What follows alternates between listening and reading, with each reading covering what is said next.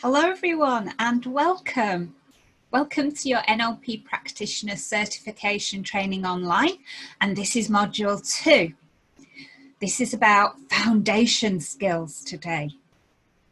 So a quick recap on Module 1. We looked a lot about the foundation thinking last time. I introduced you to some of the concepts of thinking around NLP, the communication model, perception is projection, empowerment, and how to write a really powerful goal and have it be successful. So today we're going to layer in some skills, and these are the foundation skills that are going to make you a really elegant and precise practitioner of NLP. So today I thought I would share with you an image of our NLP trainers training venue in Evia, which is one of the Greek islands. So if you choose to climb that ladder of the profession of NLP, this is where you could end up, and we'd love for you to join us here. So today's all about learning some key foundation skills, and as promised in Module 1, this builds on everything that you learned within Module 1. So everything you did there, everything you've practiced is still very, very important. Now we're adding more in. So let's have a look at what is contained within Module 2. So first of all, we're going to have a look at the learning state.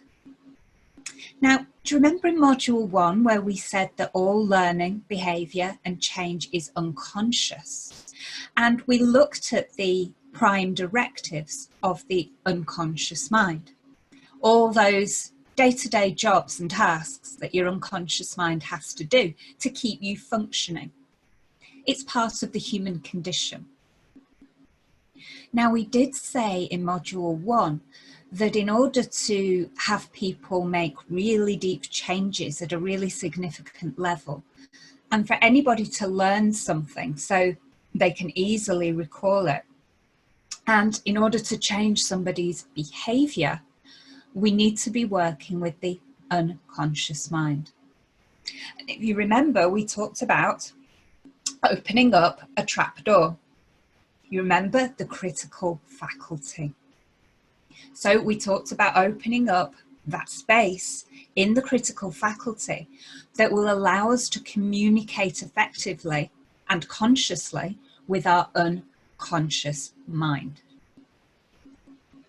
So the first skill that we're going to learn is called the learning state, and that's exactly what it does. It pops open a channel of communication to the unconscious mind through the critical faculty. Are you excited to learn that? I know you will be, and you're really going to love it because it's a very profound little exercise. We're going to learn the presuppositions of NLP. Now, these are convenient assumptions which, if you chose to install them in your thinking and live your life by them, it will make your life, both as a human being who communicates with other people, as a social animal, and your life as an NLP practitioner, working with other people, working with clients, much more effective and far simpler. And we all like simple, don't we? We're going to learn the skill of sensory acuity. Sensory acuity is about noticing what you notice, and knowing that if you have sufficient sensory acuity, that those changes that happen within the physiology of another human being have meaning. We're also going to learn how to build rapport. And rapport is one of those things that a lot of people talk about. A lot of people talk about building rapport, and very few people know how to do it properly. So you're going to learn how to build very deep rapport with absolutely anybody very, very quickly. So these are our 4 areas of learning that we're going to pay attention to today. So NLP is very much about looking forwards into the future rather than looking back into the past. And when we do look back into the past, our memories, which are stored at the unconscious level in our unconscious minds, often present themselves in the most mysterious ways, don't they? Last week, I was having a cup of tea with a friend, and for some reason, we started to recall all the wonderful games that we used to play when we were children. It was a lot of fun to recall them, and there were many. And they brought forward some really, really happy experiences right into now. One of the games that really stood out in my memory was called Buckaroo. Buckaroo was a lot of fun. As a child, it always made me laugh and jump up and down with delight. The game was all about a moody mule that you had to prepare for a gold mining adventure by saddling him up and then piece by piece adding all of the gear that you would need to be a successful gold miner. The exciting thing about the game was that the mule would only agree to carry so many resources at a time. And when he felt overloaded, he would give an almighty buck and all your equipment would be scattered all over the living room floor. If it was your piece of equipment that made the mule buck, then you lost the game. The mule would feel the weight of the mining gear and buck with no warning whatsoever.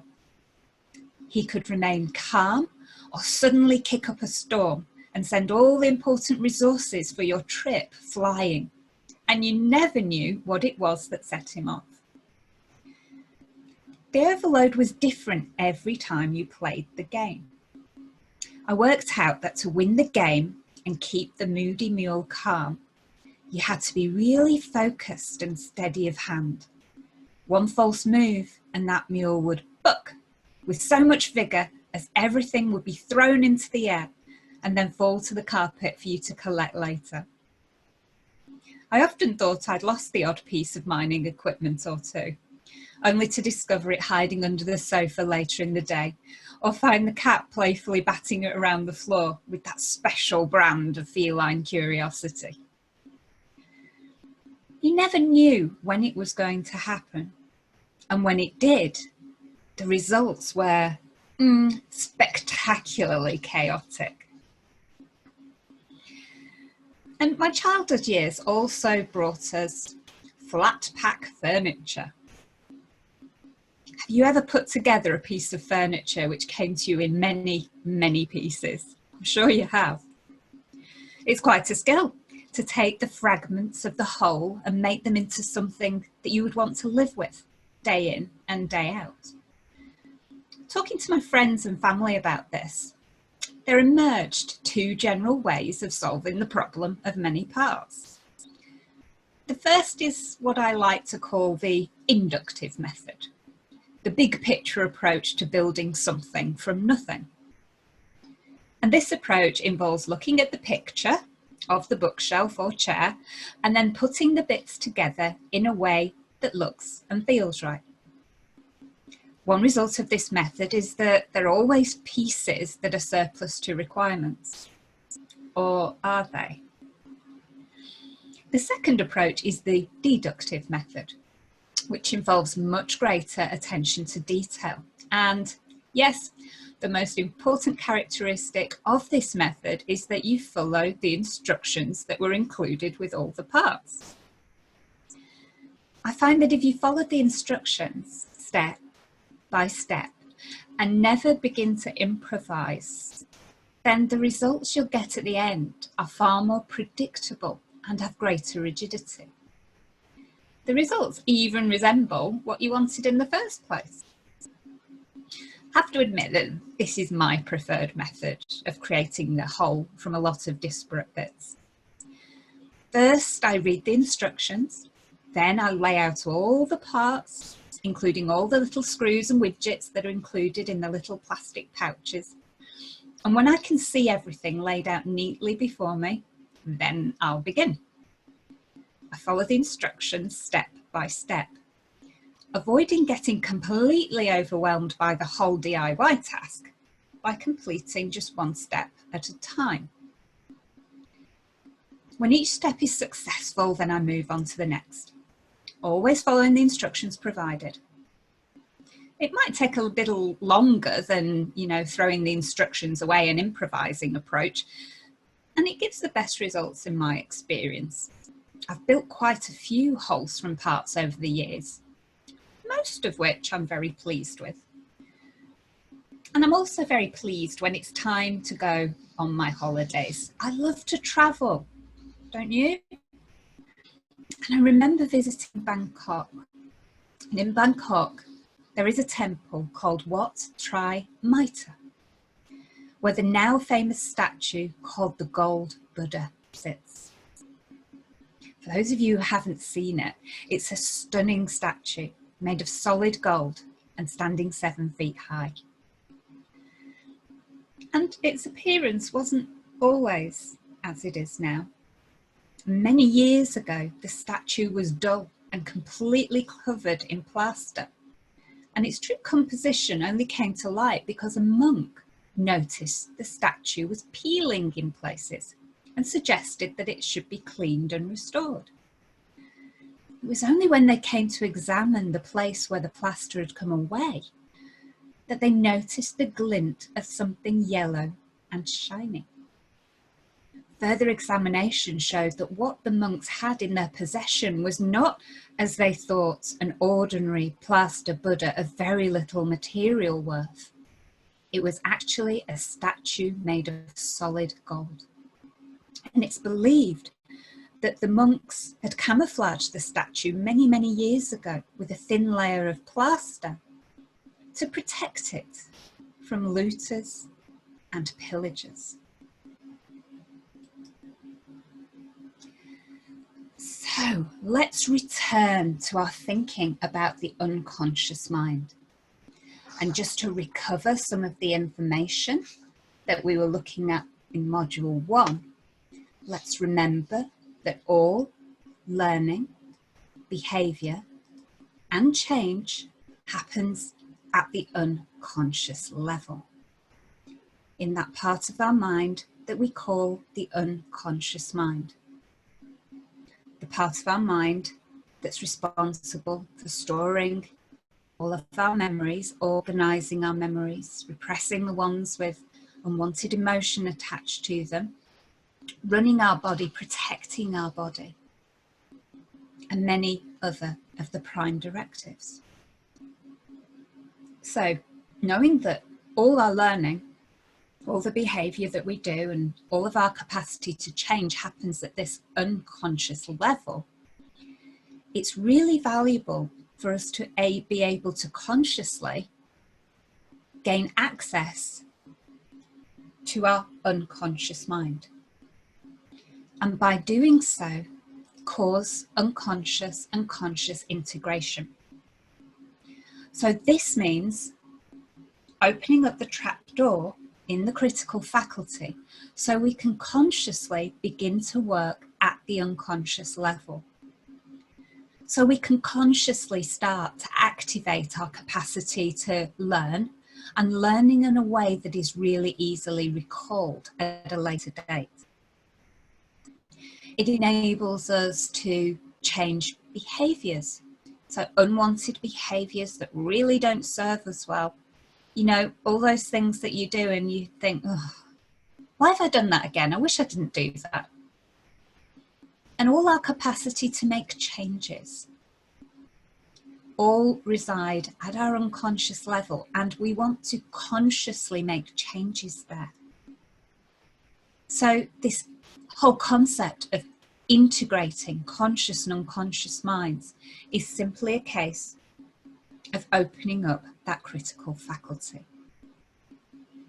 Now, we have a very easy way for you to do that, because I know you were thinking, yeah, I understand that, but how do I do it?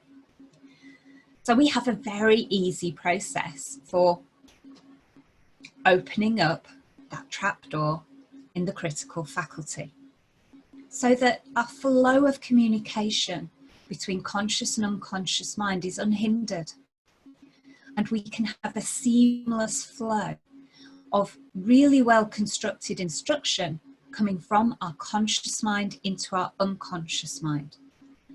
And therefore giving us access to a level of control and empowerment over our learning, behaviour and change that you probably weren't even aware that you had. Now that's exciting.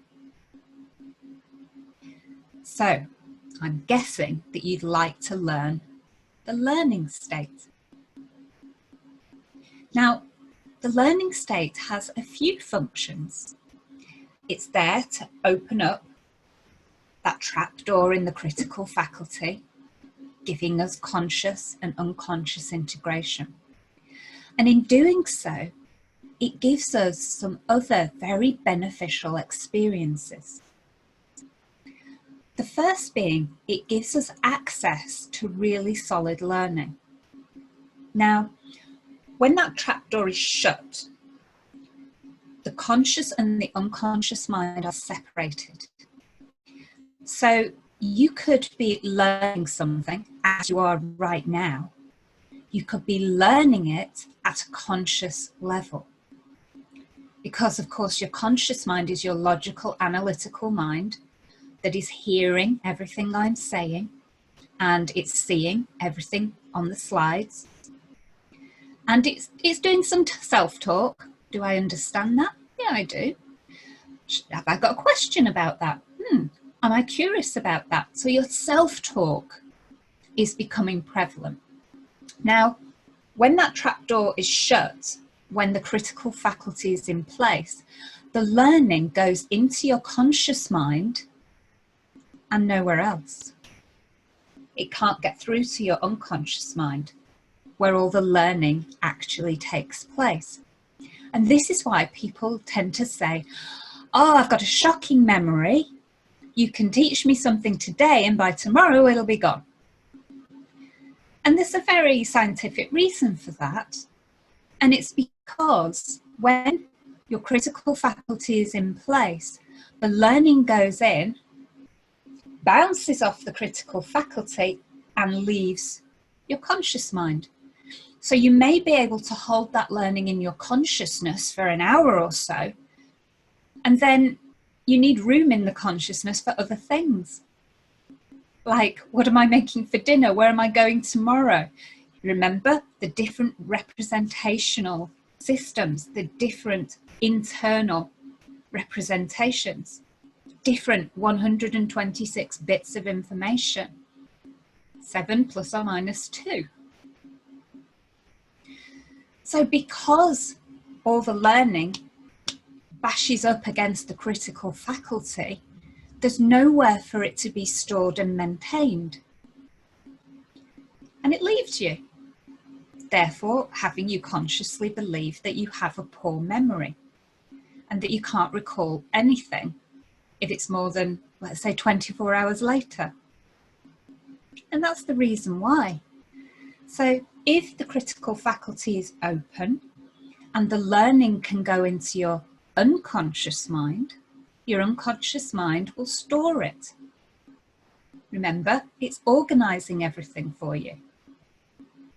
Once it's stored, it's there for you to consciously recall whenever you need it. Your memory will improve overnight.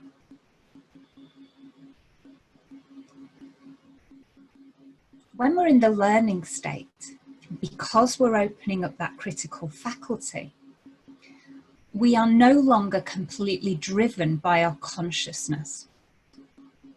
We've opened it up. It's become integrated with the unconscious part of our mind. And because we're no longer completely driven by just conscious thought,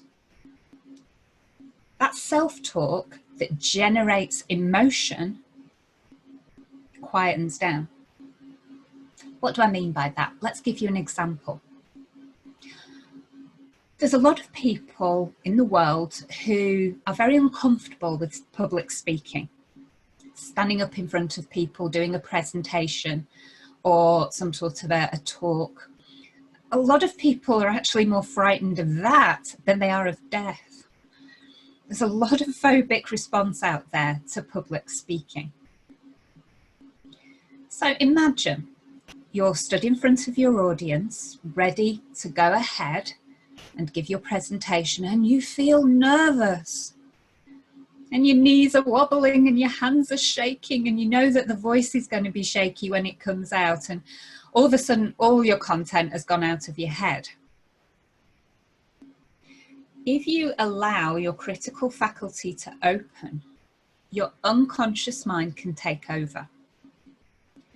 And that means the self-talk is more quieter and your state changes. When you're in the learning state, it has this beautiful side effect, and that's that it controls the emotional content that you're feeling.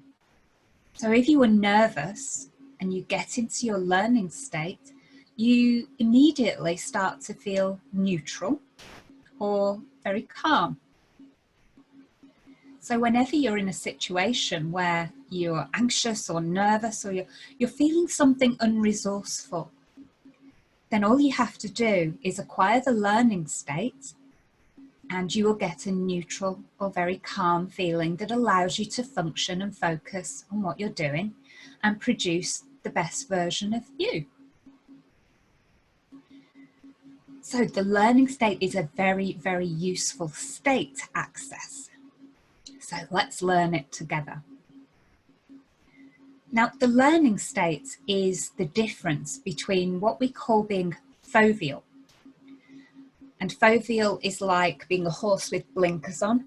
You can only see what's right in front of you, and you're just focused on only one thing. It's the difference between being foveal and being peripheral.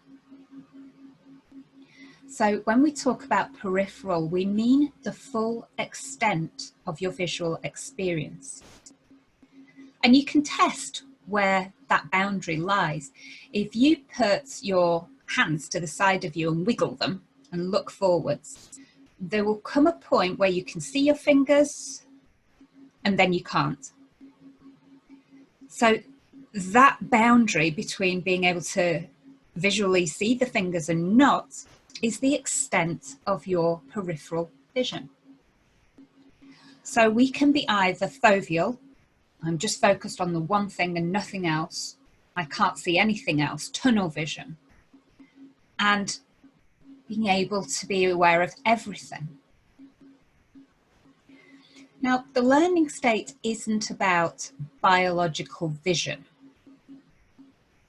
I've explained it to you in that way so that you can really get a feeling for it, for how it looks. What the learning state is about is awareness. So it's about having either foveal awareness, I'm fixed on one thing and one thing only.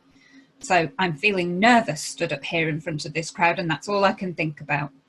My content has gone out of my head. All I'm aware of is I'm terrified.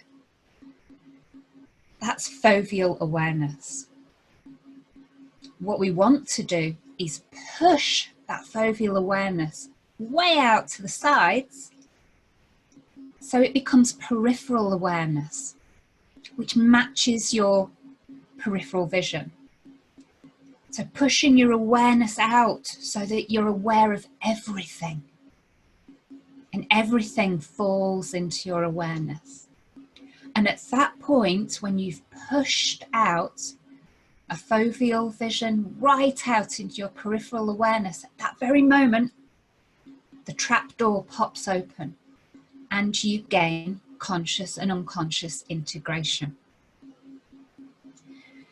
Now, the learning state, once you know how to do it, is something that you can do for yourself, wherever you are. Whether you're in the house or whether you're outside, whether you're at work, whether you're playing sport, doesn't matter. You can get into peripheral vision at any time.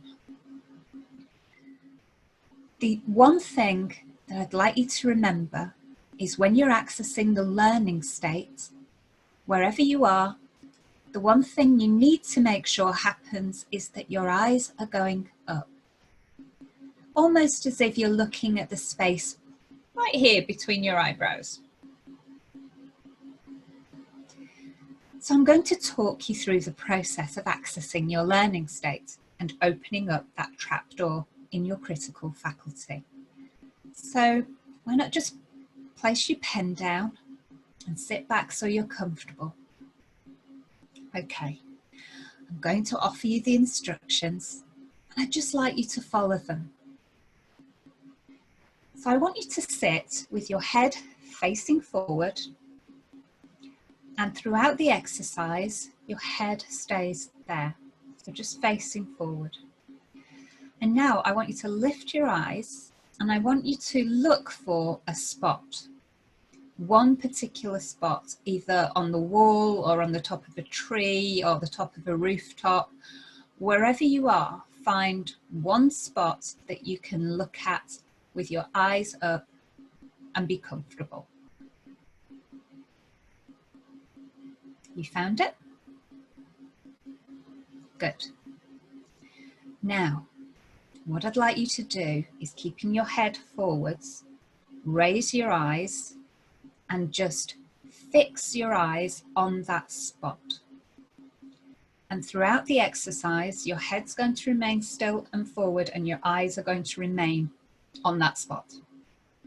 So hold that position. Now, as you fix your eyes on that spot for a moment, I want you to put all of your awareness onto that spot. That's it. Just let everything else around you fade out of your awareness and just focus in on that spot. That's right. Really focus in. Good. That's right. Now, what I'd like you to do is very slowly start to expand your awareness away from that spot. Remember to keep your eyes on it and your head still. So expand your awareness about 1/2 meter to either side of that spot. Go ahead and push your awareness out about 1/2 meter to either side of the spot without moving your eyes. Good. That's right. Now continue to expand your awareness 1 meter to either side of the spot. And notice how you're beginning to feel. Good. Now push your awareness out even more. So you start to notice and be aware of everything to either side of that spot. Keep your eyes on the spot and bring everything else slowly widening out your awareness. Bring it all into your awareness, as far as your peripheral awareness will go. That's right. Push that peripheral awareness out as far as it will go. Good. Now you're in the learning state. Well done. And as you feel that happening, you can now lower your eyes and look around normally, keeping your awareness pushed out to the sides. Now, when you slip out of the learning state, you'll feel it, because what will happen is everything will go, you'll start to get foveal again, and you'll go inside of yourself. And the self-talk will start and the negative emotion will start coming back. And the moment you notice that consciously happening, all you have to do, push it out again. This is putting you firmly in control. This is something to practice.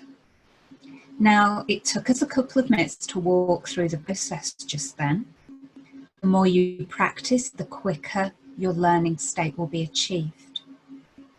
So within a day of practice, you'll be accessing your learning state like that. And actually, you know how to do this already if you drive a car, because it's impossible to drive a car, or very dangerous to drive a car, if you don't have your peripheral awareness engaged. You know yourself when you're driving, even though you're not looking in your wing mirrors, you're kind of aware if there's something there. And even though you're not looking in the rear view mirror all the time, you're aware if something comes into your vision. You're naturally in the learning state.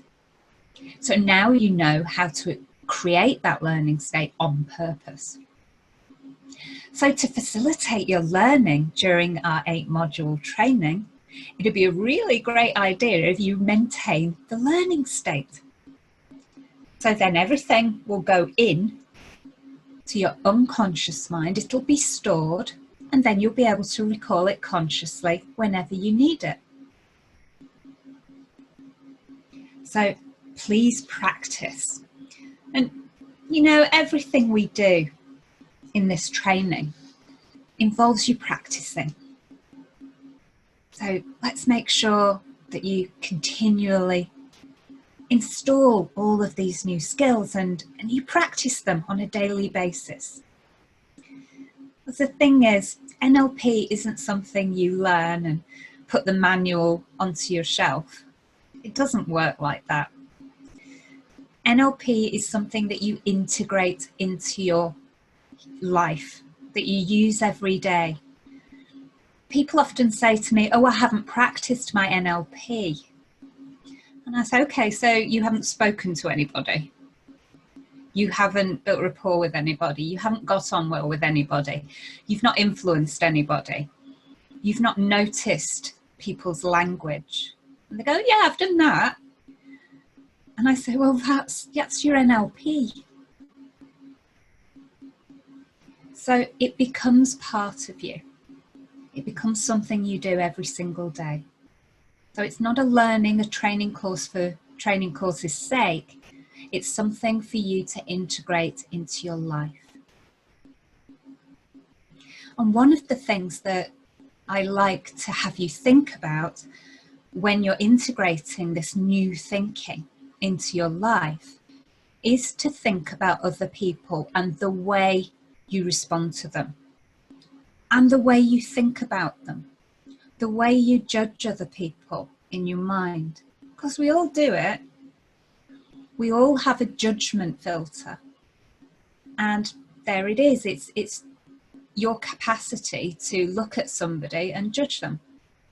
Do I like that? Do I not? Is that good behavior or bad behavior? Remembering that it's your filtering process that is giving you those answers. So we kind of colour the whole world through our own filters, which is very, very narrow in terms of thinking. So in NLP, what we have are our NLP presuppositions. And the NLP presuppositions have been created to allow us to widen out our flexibility in terms of thinking about other people, other human beings, thinking about the psychology of response and how to really get the most out of our relationships with others. Whether those are working relationships, romantic relationships, family relationships, social relationships, relationships that come and go in a fleeting moment. All of these connections that you have throughout your life, you're viewing them through your filters, naturally so. And we studied that in detail in Module 1. Now, if we can widen out our thinking, be more flexible in our thinking, and put our judgment filters to one side, we can step out of that restriction and we can start to think about other people differently. And you'll be absolutely delighted when you put this into practice and you notice what's happening when you think about people differently.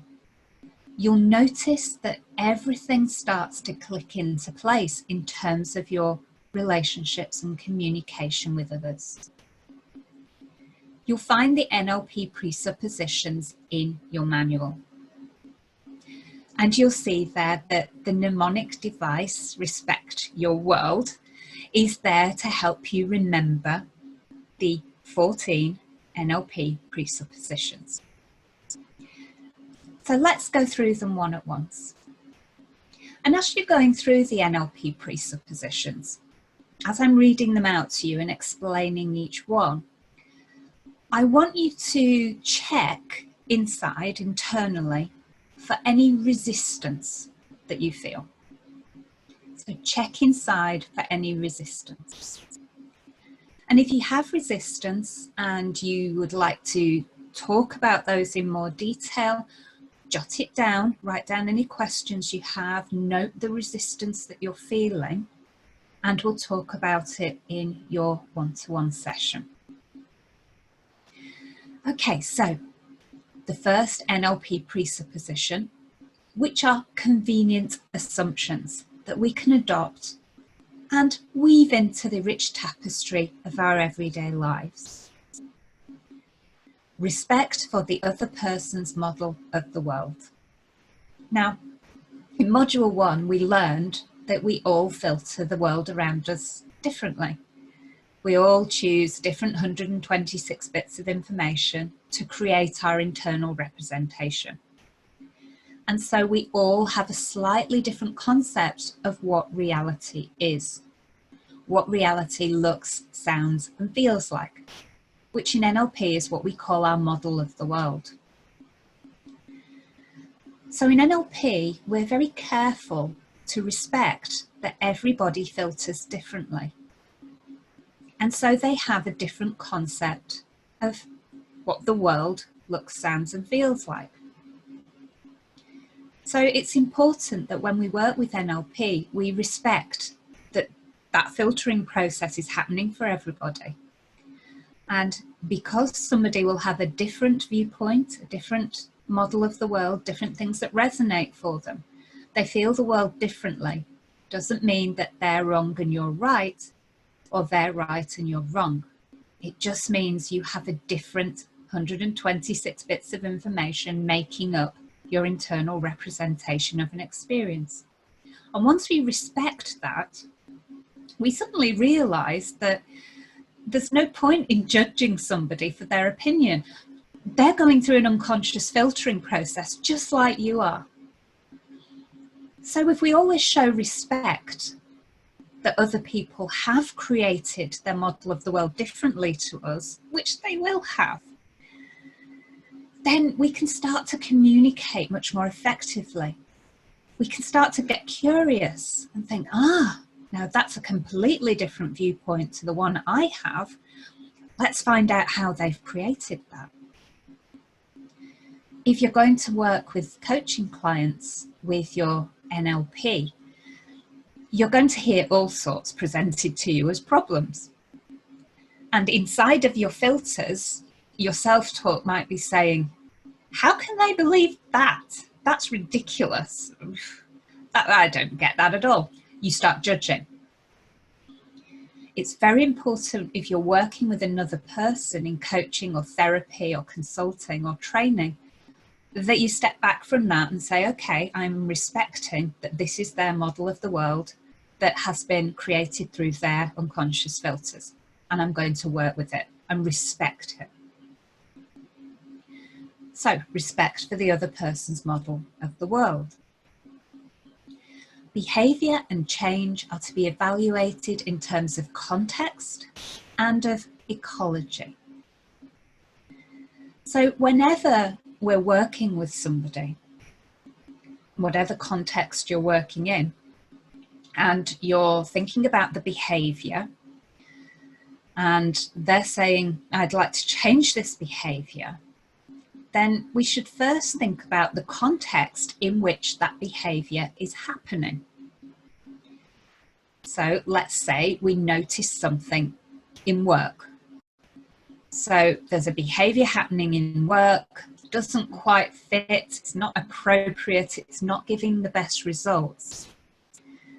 And we think, okay, is that behaviour appropriate in this context?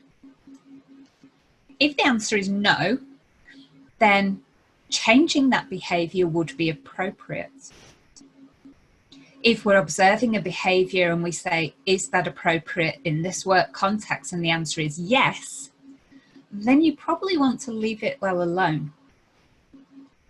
So context is important.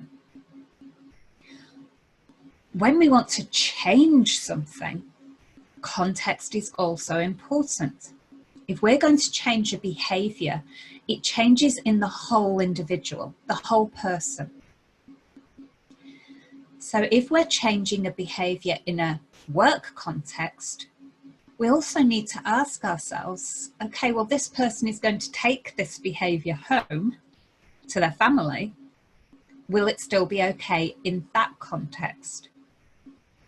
So when we make changes to behaviours, changes to people's thinking, we need to consider this is going to be a change that occurs across their whole life. So checking out context.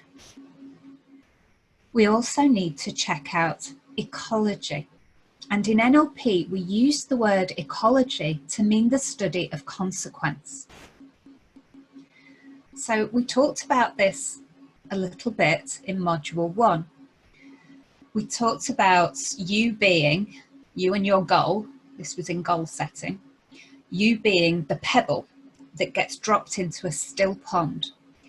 And then all these concentric circles spread out and start touching each other. And they start impacting on the whole pond rather than just the point where the pebble fell. This is how we work out ecology. It's the study of consequences. So if you facilitate somebody's change process and they change a behaviour, what are the impacts of that change across all of the sphere of influence that they have in their life? So will this change be all right when this person is with their family and friends? Will it be all right at work? Will it be all right in the context of their wider community of contacts? Will it have any impact on the society that they live in? Will it have any impact further than that, maybe? The region that they live in, or even the country that they live in? What are the ripple effects of making these changes? And if you're working with another person, they must be able to say, yep, all of those impacts are fine with me. They're consequences that I'm able to accept and I'm comfortable with. If all those things are true, then we say the change is ecological. If not, then the change isn't ecological and we wouldn't proceed. Behaviour and change are to be evaluated in terms of context and ecology. Resistance in a client is a sign of lack of rapport. There are no inflexible clients, just inflexible communicators. Effective communicators accept and utilise all communication presented to them. So if somebody that you're communicating with is resisting your message, barriers have gone up, then that's an indicator to you that you need to build more rapport before you continue with your communication. We're going to study rapport in detail later in this module. If you have rapport with somebody, then you're speaking to their unconscious mind rather than their conscious mind. And so the person is receiving information that is outside of the words that you're saying. They're receiving your non-verbal communication. And so resistance is diminished. So if somebody is putting up barriers to your communication, then think about building more rapport.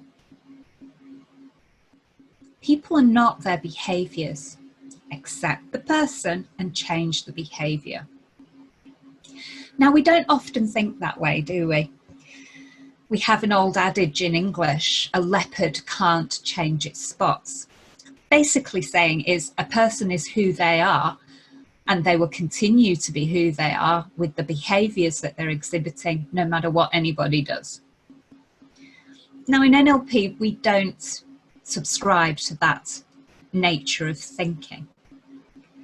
We accept the person and the basis of their personality as we find it, and then with their consent and their cooperation, we change the behaviour. So the person is the person, and we accept them with all the love that we accept everybody else in the world, and think about changing their behaviour, the behaviour that maybe is unacceptable. So think about that. Let's take it to the nth degree to see if you feel any resistance. Think about if you potentially, as an NLP practitioner, were asked to go into a prison to help prisoners to change their behaviour. And you got put in a room with somebody who had done harm to a child. Could you, in all honesty right now, accept that person for who they are and change their behaviour? So think about that. Think about how resistant you might be to that. Could you accept that person and allow yourself to help them with their permission and their desire to change their behaviours, so that the behaviours that they exhibit from that point onwards are not just acceptable to society, but valuable to society? I'll leave that one with you.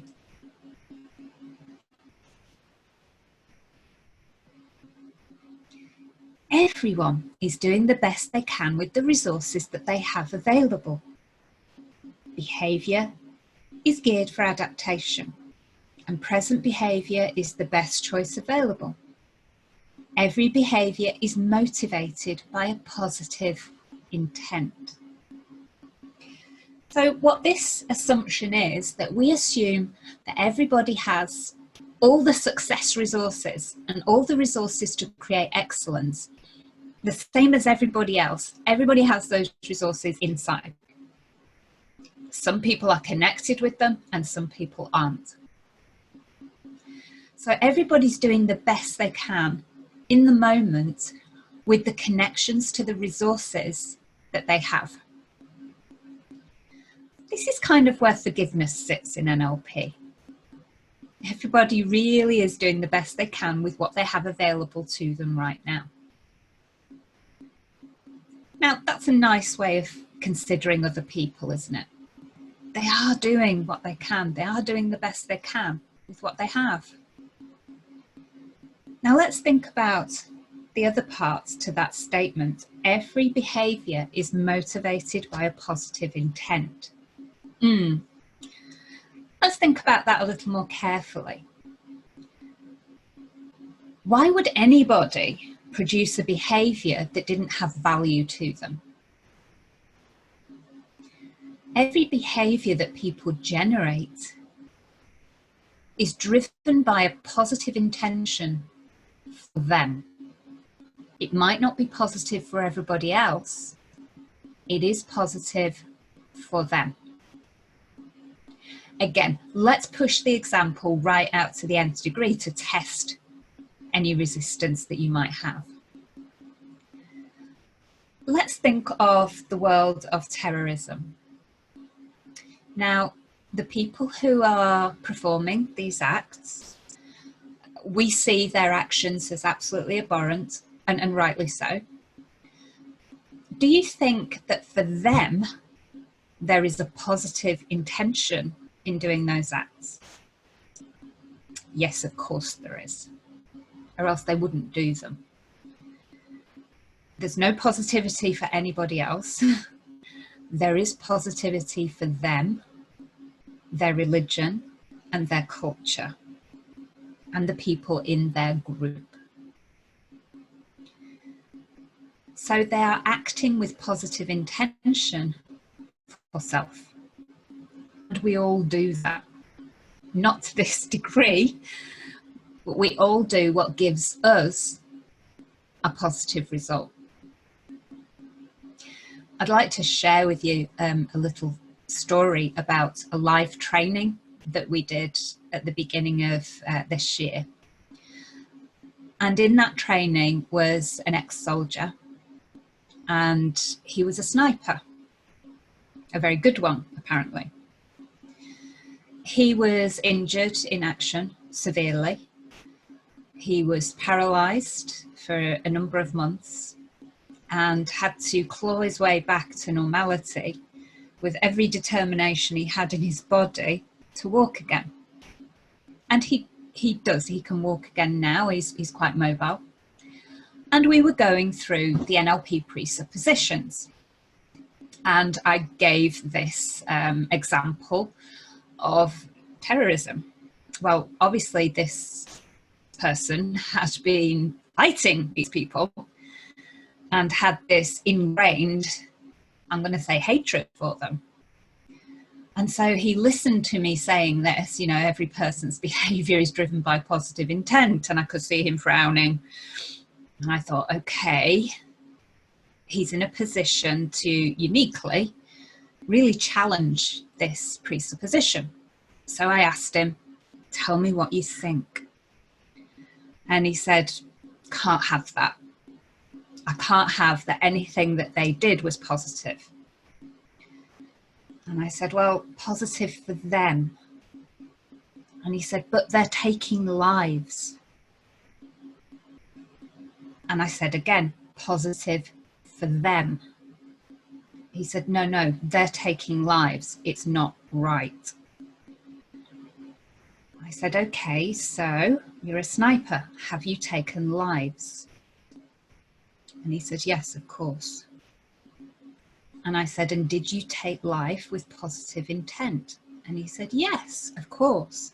By taking one person out of the world, we saved millions. So it's all right for you to kill with positive intent, not all right for them to kill with positive intent. And I saw his head like spin around. And it wasn't until the moment that he kind of had a realization. I mean, he would never forgive those people or even say that he could understand them, but something clicked. And he kind of said, huh. And there was a level of understanding that shifted in his neurology. And that was a very profound moment for him. Okay, moving on. The map is not the territory. The words we use are not the event or the item that they represent. This comes from the work of Gregory Bateson, who was studying ecology at the time when Richard Bandler and John Grinder were developing NLP as we know it today. He wrote a book, An Ecology of Mind. And it was this concept that really drove his thinking, that the words that we are using to describe the world are not describing the world, they're creating it. Remember, we talked in module 1 about we label with our self-talk the results of our internal representation and make them real. So then our language shows the rest of the world, this is what I believe to be real. But it's not actually describing the actual world around you. It's describing your tiny 126 bits of information that you've selected to represent your world. So the map is just a representation. It doesn't accurately reflect what the geological ground looks like and the geographical layout looks like in reality. So your mind mapping in the same way is not the same as actual reality as it stands outside of yourself. It's your interpretation of it. The map is not the territory. You're in charge of your mind and therefore your results. And I'm also in charge of my mind and in charge of my results. So this is taking us back to the cause-effect equation that we studied in module 1. Remember, letting go of your reasons and excuses why things are not working for you, and transporting it over to the cause side of the equation, where you take back your empowerment and become responsible for creating your own amazing outcomes and results. Good. People have all the resources they need to succeed and to achieve their desired outcomes. There are no unresourceful people, only unresourceful states. So this presupposition is assuming that all of the resources for success that we talked about in module 1, remember the 5 principles for success, they're there in everybody. You just need to connect with them. And it's unresourceful states, remember physiology and feelings together, state, that stop you from connecting with all those amazing resources. So once we have controlled our state and established a state that is resourceful for us, which is what it is for you, it might be being calm or neutral, it might be being determined or excited or just happy. Whatever that state is for you, whatever resourceful means for you, that's what connects you with your inner resources. Remember, you wouldn't be able to want something if it wasn't already part of you. Simply because it's part of your filtering process. You wouldn't even be able to create the internal representation of something if it wasn't already within you. So you wouldn't be able to want something if it wasn't already part of you. All procedures should increase wholeness. So when we're working with individuals with NLP, we're always looking at the whole person, which includes their environment, their life conditions. It includes their neurology, how they're thinking, and it includes their physiology, their body, their physical body, and how healthy that is. And we always look at the whole thing. And we want to seamlessly integrate all of those things into a whole, healthy human being. So whatever we do with NLP, we consider it across the whole. We're also looking here at opening up the critical faculty and having conscious-unconscious integration. That way we have wholeness. There's only feedback. There is no failure, only feedback. This is one of my favorite NLP presuppositions because it really makes fundamental changes to your life very easily and very quickly once you adopt this convenient assumption. So it's part of our language, isn't it? That when we do something and it doesn't quite work out how we'd expected, we automatically say, I failed. Now, let's imagine that you don't know the word failure. Let's imagine you take it out completely, out of your vocabulary, and you stop using it. How much difference do you think that would actually make to your life? You'll be surprised. It's a huge difference. So from now on, when you do an activity, take an action, and it doesn't work out the way you'd planned or expected, look at it as getting some really valuable feedback. No failure.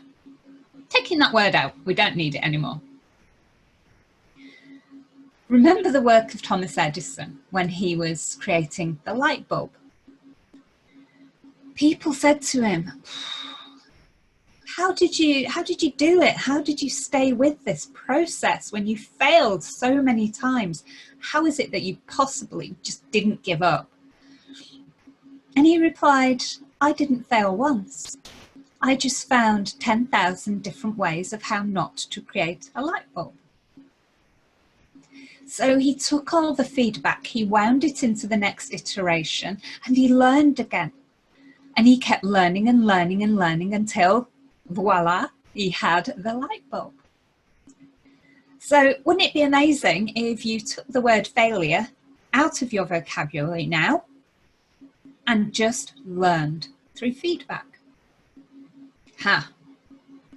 Imagine if your children stopped saying that word failure. Imagine if they didn't even have the concept of failing, they only had the concept of learning. How would that change the education system? How would it change the way they look at learning, the way they perceive their learning? It's huge. So, challenge for you, take the word failure out of your vocabulary. There you go. The meaning of the communication is the response that you get. So, when you're communicating with somebody and they misunderstand what you've said, whose responsibility is that? That's right, it's yours, because the communication is yours. So you've all done it, I'm sure. You've been talking to somebody, they've misunderstood, they fed it back to you, and you've said, oh, no, I didn't mean it that way. No, that's not what I meant at all. And something inside of you is blaming them for not understanding you properly. Well, let's think about it differently. The way you communicated with that person didn't suit their way of understanding. They needed you to tailor that information for them so that they could really understand your communication fully and as you intended it. This is all about that flexibility of behavior we were talking about in module 1. Being flexible in your communication so that you can have control over how people understand you. So imagine being able to do that. Imagine being able to be such a master of communication that people understand you as you intended each and every time you communicate. Now that would be amazing, wouldn't it? And as we move through the modules, particularly the language modules, you're going to learn how to really get tightened up with your language, how to be really precise and elegant, and how to be conscious about the words you're using rather than just unconsciously letting it go. The law of requisite variety.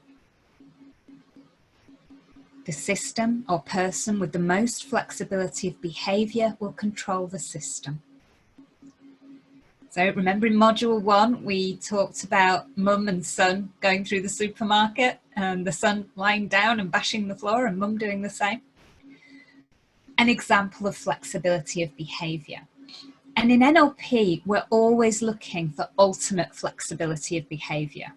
The more flexible you are, the better results you're going to get. So everything we do from now on is there to help you generate more flexibility within your neurology, within your thinking, and within your outward observable behavior. The law of requisite variety. All procedures should be designed to increase choice. So when we work with NLP techniques for any changes in behavior or thinking, we're always looking to widen the range of choices that our clients, the people that we're working with, have available to them. So we're never about narrowing things down for people.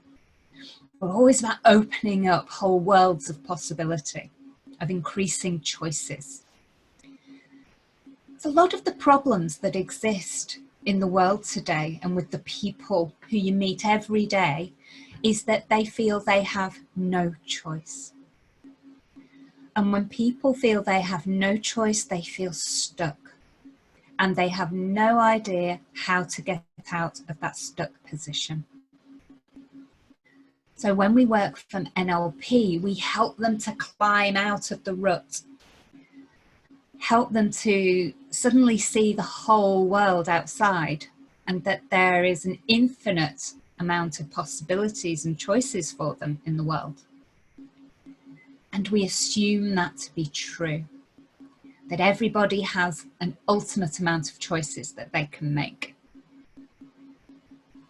So there are our NLP presuppositions. And I'd like you to spend some time after you've been through the module just reflecting on these presuppositions. You know, have a look at the page in the manual and really, you know, let them sink in, reflect on them, check again for any resistance, and if you have some resistance, note it down. And then think about applying all of those assumptions to your world and the way you observe other people. There's your challenge. The way you observe other people can be incredibly telling in terms of the amount of information that you can glean. In NLP, we call it sensory acuity. Now, the fundamental principle of sensory acuity is a bit like the Green Cross Code. So you remember when you were little and you got told and taught how to safely cross a road. What did they tell you? Yeah. Stop, look, and listen. And that's exactly the principle that we put into place when we're thinking about observing other people. We're constantly observing our world. We're constantly engaging with other people, whether that's in a work context or your home context or your social context. We're constantly interacting. It's one of the most important functions of human culture, in that we interact with each other. To really interact at a very deep level and to really begin to understand the psychology of people's responses to the world around them and to you and to your communications, we need to do just that. We need to stop our own judgment and self-talk, put the presuppositions into place, step outside of your filters, stop. Then we need to look, we need to observe, and we need to observe in a very, very precise detail. And some of the things we're going to talk about, you probably never even thought of before, let alone noticed. And then you need to listen. You listen to the language that people are using, and you learn how to listen between the lines, how to hear what's not being said. And we'll tackle that in our language section. So how useful would it be for you to be able to begin to observe other people in a way that gives you a whole load of sensory information that you can make use of when you're communicating with people, when you're doing technique with people, when you're coaching people or leading them or managing them, or when you're training people or consulting, if you're building teams, if you're helping individuals to progress in their thinking. Wouldn't it be really, really useful for you to have all the information that you need about that person and how they're feeling and how they're responding to you and how well your communication is landing? Wouldn't it be amazing to know that and to be able to notice it? Well, that's exactly what sensory acuity does for us. if we go back to the creation of NLP, when Richard and John modelled Milton Erickson, who, if you remember, was the most prominent hypnotherapist of the day, they noticed that Milton Erickson had these amazing observational acuities. And Milton Erickson shared with them that people make minute changes to their physiology from moment to moment, and that those changes have meaning if you have enough sensory acuity to notice them. Now, the various elements that we consider when we're developing our sensory acuity are very minute. They're things that you've probably never even thought of looking at consciously before now. And the reason why we look at these small changes rather than macro changes is macro changes in physiology can be controlled. They can be aped. They can be faked. Whereas the very minute changes that happen at the unconscious level, so autonomic processes controlled by the unconscious mind, people can't fake those. So what you get is a big dose of realism, what that person is actually experiencing. If you've been in the corporate world at all, or been in the corporate world for a number of years, you will, if you were around in the 1990s in that environment, probably have been sent on a training or heard people talk about body language. It was a big deal back then. And people did all sorts of trainings on how to read people's body language so that you know how people are responding to you. Now, the problem with body language and how it was expressed back then was that it was far too generalized. So, for example, the body language course would say that if somebody crosses their arms, they are putting up a barrier. They are resistant to your message. They don't like what you're saying. Now, just consider that for a moment. For what other purpose would you cross your arms? Well, it might be, I'm actually very comfortable like this. Or it's a bit chilly in here and I'm just hugging myself a little to keep myself warm. So there are various reasons why you might cross your arms. Those trainings also said that if somebody was like this, they were interested, they were leaning forward, they were supporting themselves, they were supportive of you. What else could that mean?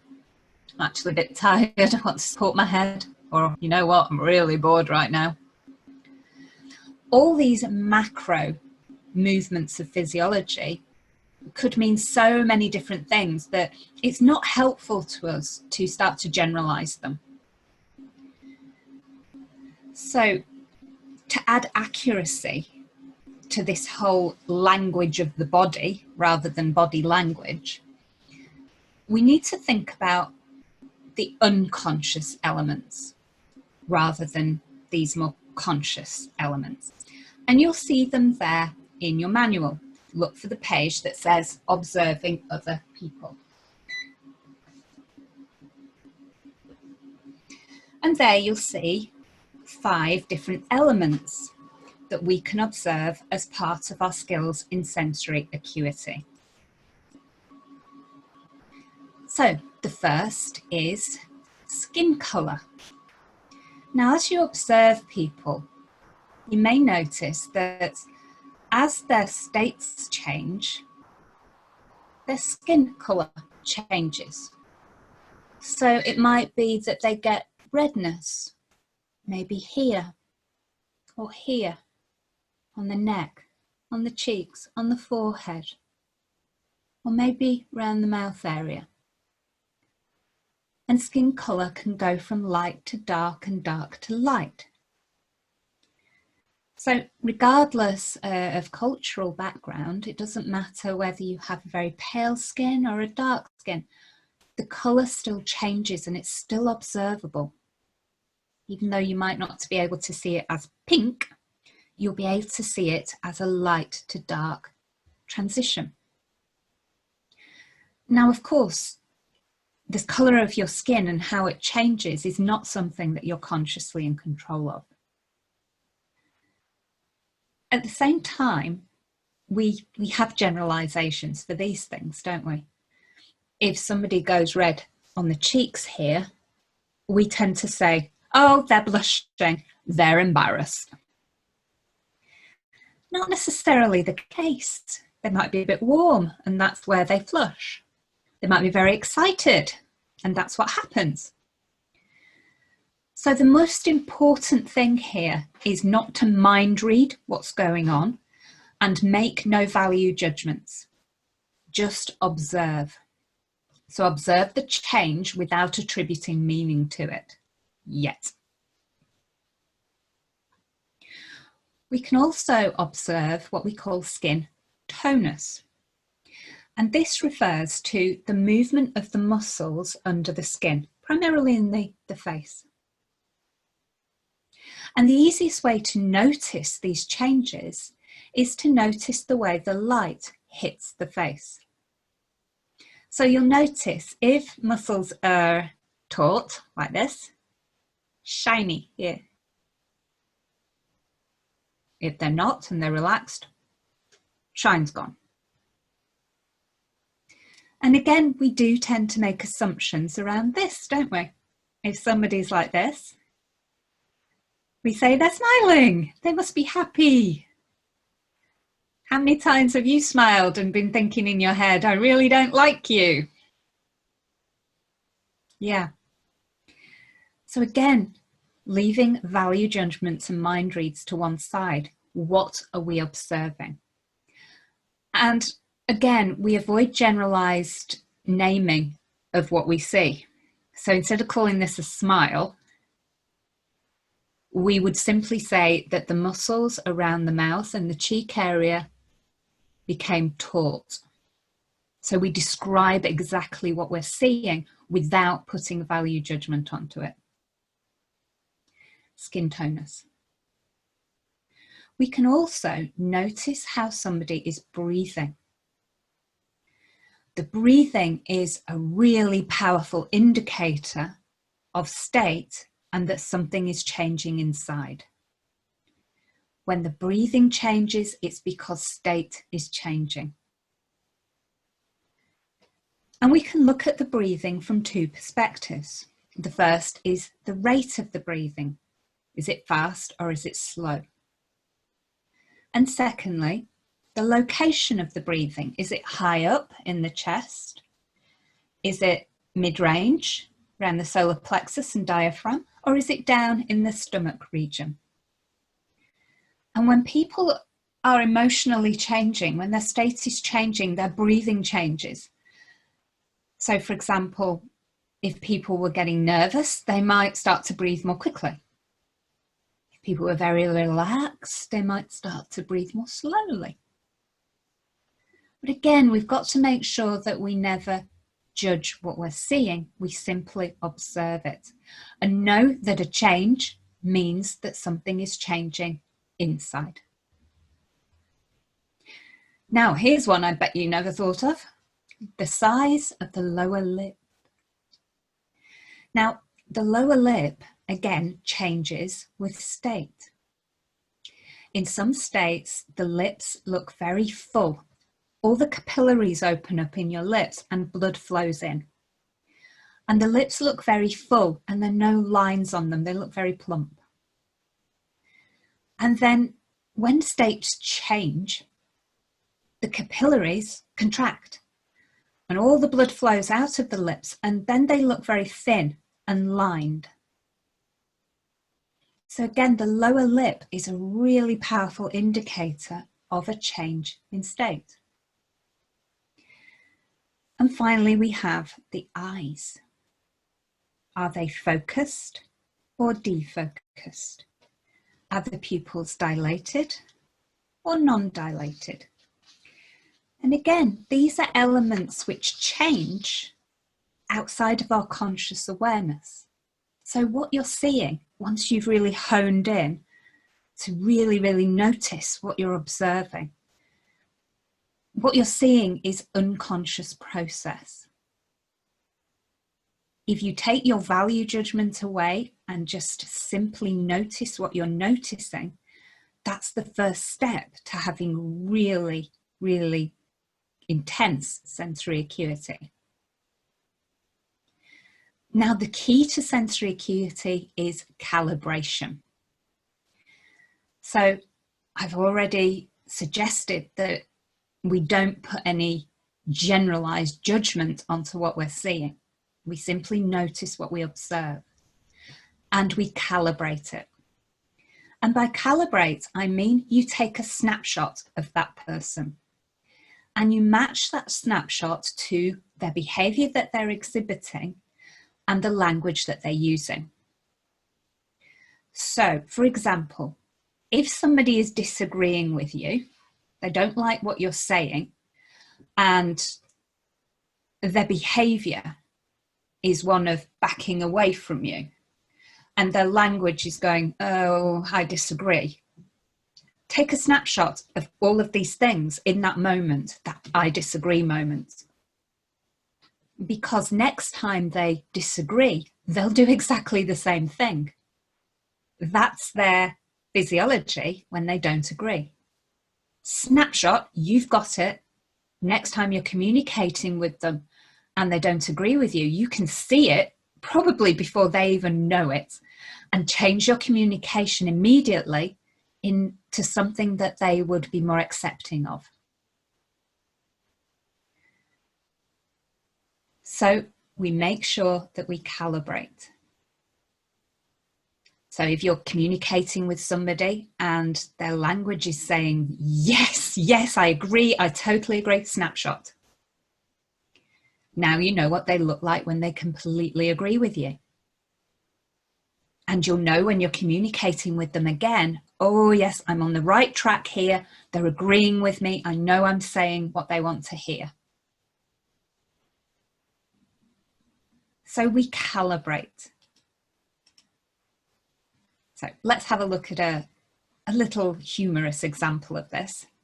So let's calibrate this face. So look at the skin colour. So have a good look. Look at the skin tonus. So look at how the light is bouncing off the face and which muscles are taut and which are more relaxed. Look at the lower lip. Is it plump or does it have lines in it? And look at the eyes. Do they look focused or defocused? Now, we're not going to make any value judgments. We don't know what this person was feeling at this time. Now compare it to this one. Look at the skin colour.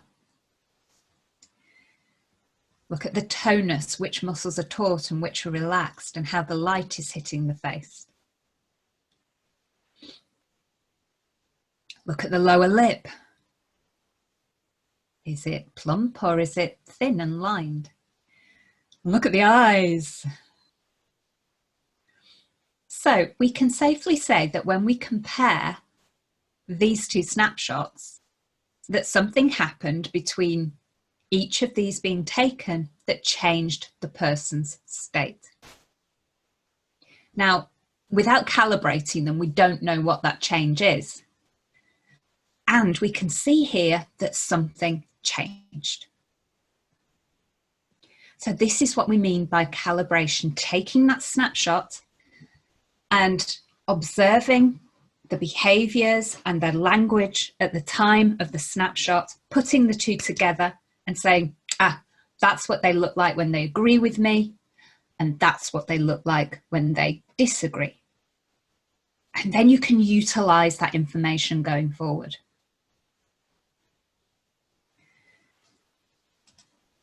Now, Just to make this even clearer for you, please enjoy the demonstration.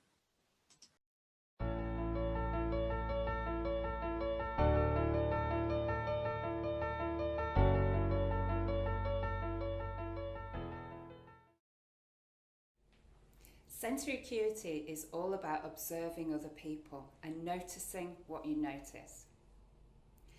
How would you like to be able to know when your communication is being accepted all of the time? Would it be useful for you to be able to notice whether in your coaching practice your coachees were getting exactly the outcomes that they wanted? Would it be useful if you're teaching or presenting something to know that what you're presenting is being accepted in exactly the way you intended it to be? Sensory acuity is about noticing if your communication is getting through in the way you intended. So whether you're communicating in business, in coaching, in education, or maybe in sports, if you have good enough sensory acuity, you can make your communication precise, elegant, and accurate every time. So how do we go about using our sensory acuity? Modelling Milton Erickson, the creators of NLP observed that from moments to moments, people make minute changes in their physiology at the unconscious level. And those minute changes have meaning if you have enough sensory acuity. So when we're using our sensory acuity, there are 5 key modalities that we observe. The first is skin colour. People's skin may change colour from light to dark or dark to light. And you might see this occurring across the forehead, across the cheek area, sometimes onto the neck and upper chest. We can also look at skin tonus. By skin tonus, we mean the muscles that move beneath your skin. You'll notice that when people change their state, they change the way they move their muscles in their facial physiology. You might observe this as a smile or a frown. The muscles beneath the skin move, and we can notice that by looking at how the light refracts off the face. You'll be able to see differences in movement with the changes in light. One of the key physiological experiences that we can observe as NLP practitioners using our sensory acuity is breathing. And breathing is one of the key modalities to notice. And it's so telling because people don't organise their breathing consciously. They do it unconsciously. So breathing can change location. It might be high up in the chest. It might be below the diaphragm or down in the stomach. And they also change the rate of their breathing. They might really slow down their breathing, or they may begin to breathe more quickly, showing us that a change is happening inside. We can also notice the size of somebody's lower lip. Sometimes the lower lip becomes engorged and it has no lines in it and it looks very full. And other times lower lips look very lined and very slim. We can also calibrate off people's eyes. Eyes can be focused or defocused, and the pupils can be dilated or contracted. So by noticing all of these minute changes in someone's physiology, we can detect that something is changing inside. Now the key is that we don't actually know what is changing inside until we've calibrated the client. It's really important that we make no assumptions about what the client might be feeling. So by noticing the client, noticing the state that they're in and calibrating what they look like at that very moment, we can then notice everything that changes from that point forward. And when we see those same physiological changes again, we know exactly how that person is feeling inside.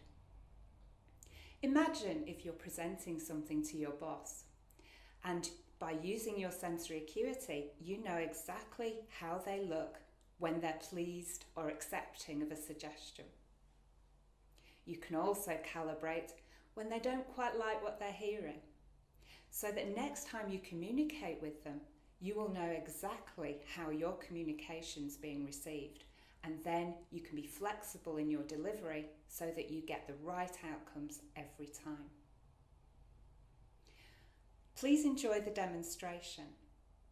When you look at Gemma, please notice all of the changes that we've talked about. And you can play the demonstration several times so that you can look at a different modality each and every time, just to make sure you've got it. Please enjoy. So now we're going to demonstrate sensory acuity. So Gemma, welcome. Thank you. Gemma, could you close your eyes for me for a moment? And Gemma, what I'd like you to do is I'd like you to think of someone or something that you really, really, really like.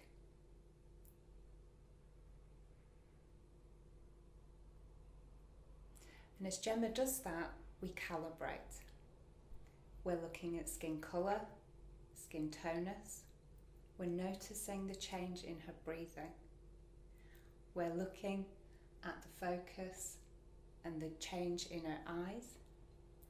And we're also going to make sure that her lower lips are either staying the same or they're changing. Thanks, Gemma. Clear the screen and open your eyes. Thank you. So what did we notice as Gemma thought of something that she really, really liked? Did you notice the colour change around the cheek area? Did you notice how the muscles around her mouth moved slightly? And did you notice how her breathing rose and became a little bit faster? That's our calibration. So now we need to calibrate the dislike. So Gemma, could you close your eyes for me again, please? And Gemma, I'd like you to think of something or someone that you really, really dislike. That you really, really dislike. And again, we calibrate.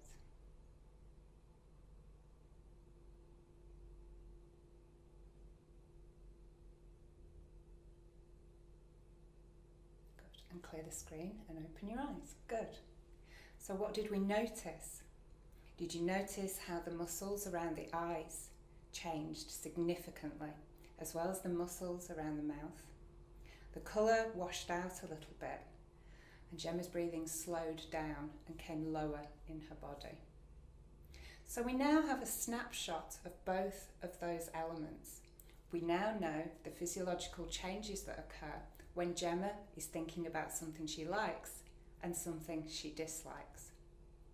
So now, using our sensory acuity, we can become mind readers. We can guess whether Gemma is thinking of something she likes or something she dislikes. So Gemma, could you close your eyes for me, please? And I'd like you to now think either of something or someone you really like, or something or someone that you really, really dislike.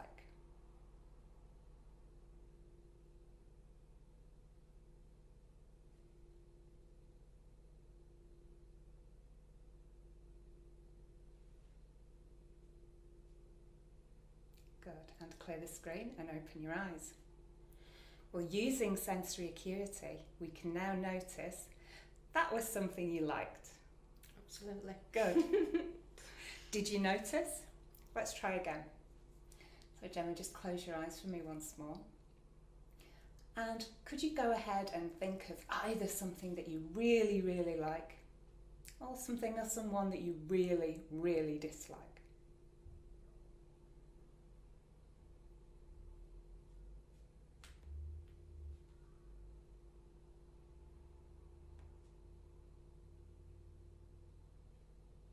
Good, and clear the screen and open your eyes.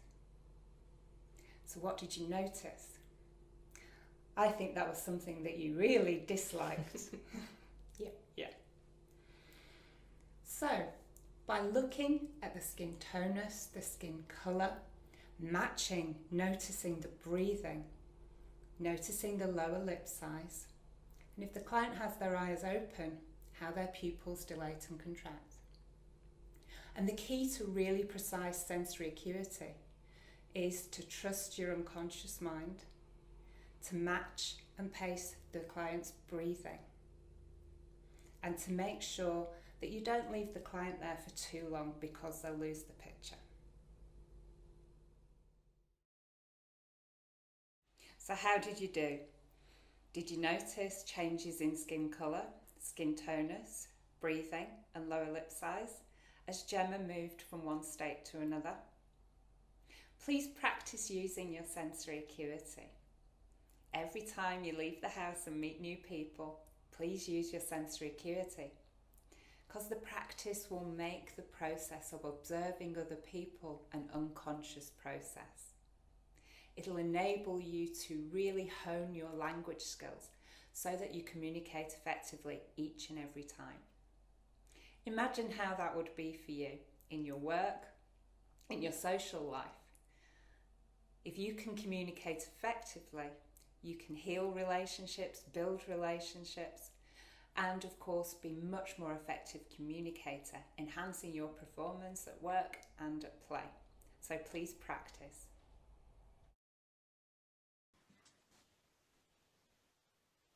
Okay, good. So now you've seen a live demonstration of the sensory acuity exercise. So here's your activity for sensory acuity. I'd like you to replicate the sensory acuity exercise that you've just seen me doing along with Gemma. And I'd like you to do that exercise with someone you know so that you can get some practice. So ask them to think of something they really, really like. Take a snapshot, clear the screen. Ask them to think of something they really, really dislike. Take a snapshot, clear the screen.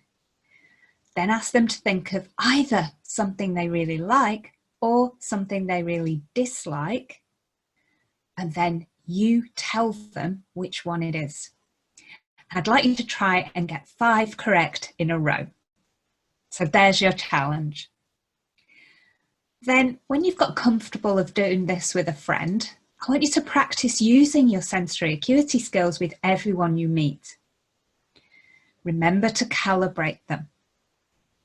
And the easiest way to start practicing is to choose one element of the process. So let's say you choose skin colour and just notice skin colour in other people. And then the next day, you can choose skin tonus and start to observe that and build up your abilities and your capabilities in that way. That way you don't get overwhelmed with trying to do everything at once. So practice one of the 5 elements every day and then start to put them all together. And sensory acuity is a foundation skill in NLP that you're going to use in everything. So it really is one to practice. Every single technique that we do from now on will involve sensory acuity. And always remember, stop, look, and listen.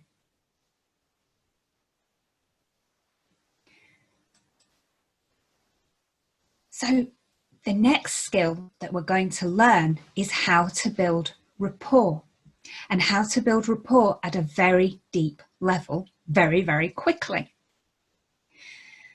Have you noticed that when you have connections with people and, you know, there's that feeling between you that you really connected and you found some common ground, that people are more likely to assist you? And think about it. With any of your goals, anything you want to achieve in life, you are going to need someone to assist you along the way at some point. So to enable people to connect with you in a way that has them want to assist you and support you, then you're going to need to build rapport with them.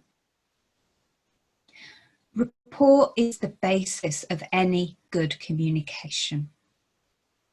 So in effect, you need to build rapport with absolutely everyone that you're going to communicate with if you want your communication to really be understood and to be accepted at the unconscious level. Now, it might surprise you to hear that the majority of information that we get from a person when we're communicating with them is received unconsciously.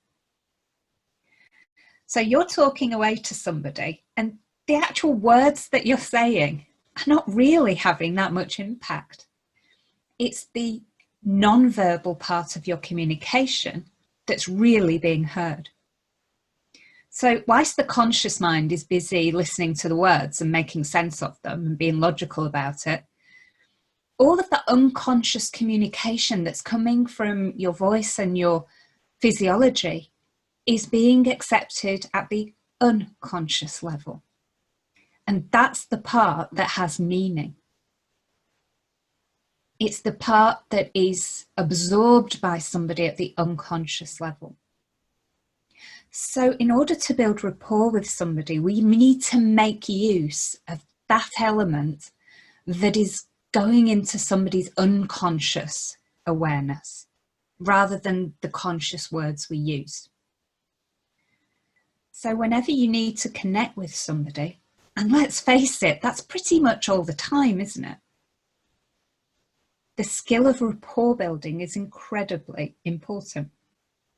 It engenders a connection between you that incorporates energy, it incorporates honesty and trust and understanding. Without all those things, it's very hard to make a successful communication. So when we're working with clients and we're working with the people around us, it's very important that you hold on to your message, your important message, until you've built up sufficient rapport. Basically, the unconscious mind will be available to you. Remember, all learning, behaviour and change happens at the unconscious level. So for your communication to be influential, for it to be accepted uncritically, then it needs to be accepted unconsciously rather than consciously. Now, rapport is something that you all do brilliantly already. You already know how to do this because unconsciously you build rapport with your family and friends every day. You do it naturally with those people that you like. It's why they're your friends, because you've established rapport. Now, imagine being able to recreate that type of connection with people you don't know, people you've only just met, customers, clients, people who you work with who you don't really get on with, and you work with them, so you need to communicate with them to get your business results. Imagine being able to transfer what you have with your friends to all those people that you don't have connections with yet. Now, wouldn't that be magical in terms of the power of your communications? Absolutely. So rapport is a process of responsiveness, not necessarily liking people. And the theory is that people like people who are like them. Again, it's why your friends are your friends. You notice something in them that is very much like you. And you like that because it's familiar. So when you're building rapport with somebody, it doesn't mean that you have to like them. It means that you have to be like them. And to do that, you have to engage all of your behavioural flexibility. So remember the law of requisite variety. The person with the most behavioural flexibility will control the system. So if you want to be in control of your communication and make all your communications very clear and precise and that they're received in the correct way, Rapport building is an absolutely essential skill. And you'll find the page on rapport again in your manual. So the desired outcome of learning rapport is to be able to establish that connection with any person at any time. So when we establish rapport, the theory of communication is that people who are like each other tend to like each other. And remembering that rapport is a process of responsiveness, not necessarily liking somebody. That's an important distinction. Now, the theory of communication says that every communication, the meaning of that communication, is carried 7% in the words that we say. Now, that's not a lot, is it? 38% of the communication is carried in the way we use our voice. And 55% is carried in our physiology, completely non-verbal. So when you look at those figures, 93% of every communication we make is unconscious. Only 7%, the words that we use, is conscious. So it's important that we get in control of this process. So in order to do that, remember, people who are like each other tend to like each other. So if you can be like the person that you're communicating with by engaging your behavioural flexibility, you're going to make the connection you need to have the words, the tonality, the physiology, 100% of the communication be received uncritically. Rapport is therefore a process of matching and mirroring. We can match and mirror physiology, voice, and of course words. So we can match and mirror in all of those areas. So what's the difference between matching and mirroring? Well, let's think about matching. So if I raise my right hand and you go ahead and raise your right hand, that's right, we're now matching. Now, if you leave your hand up and I raise my left hand, we're now mirroring. It's like we're looking in a mirror. And whichever process you select, matching or mirroring, doesn't really matter. You select the one which feels most natural in the moment. Because matching and mirroring somebody is subtle. It needs to be covert. It needs to be outside of conscious awareness. So there are degrees of subtlety that you need to embrace in order to establish rapport outside of conscious awareness. So let's have a look at some of the specifics around building rapport. So the first is about physiology. So that's 55%. Posture. So when we think about posture, how is someone sitting? How is someone standing? So how is that working? And what we need to do is observe how they're sitting or standing, and then put that on ourselves, on our own physiology. So we can match them or mirror them. The best way to do this is let the other person take up their preferred posture, wait a second, and then match or mirror that posture, just very subtly. We can also think about gestures. People use their hands a lot. So if people are very talkative and demonstrative with their hands, then when it's your turn to speak, maybe use your hands a little more than you generally would.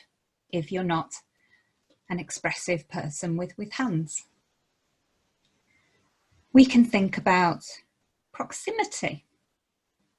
How close does someone want to get when they're communicating? You know, some people, they lean right in, don't they? And some people like to keep a really good distance. So once again, let the other person establish proximity, and then you mirror that, or you match it. The same's true with handshakes. Now, if you've ever been on a leadership course or anything like that, they tend to tell you that when you go into the handshake, take a good grip, because then you're taking control of the relationship, and you know you're putting yourself in a position of control and power. That could really break rapport with somebody. I don't know if it's ever happened to you. You've gone in with a normal shake and they've nearly broken your hand. It kind of makes you back off. Or you can get a bit intimidated by somebody. That's not building rapport. So the best way, again, to establish rapport is to offer your hand, let them take it, and whatever pressure they apply, you reciprocate. So you match their handshake. We can also think about their facial expressions. Some people are very blinky, and they blink a lot, very high blink rate. If you notice this, you can perhaps just accelerate your blink rate just a little bit. And some people hardly blink at all, and you think, wow, they haven't blinked in like 5 minutes. Are they ever going to blink? And we don't know. So again, if somebody isn't very blinky, they're very starey, you can slow down your own natural blink rate a little. Some people like to smile a lot. So if people are smiley people, match that. If people are very serious, match it. It's all about being like somebody else. Part of matching physiology is also matching the breathing. Now, we've already touched on this in sensory acuity, how powerful an indicator of state breathing can be.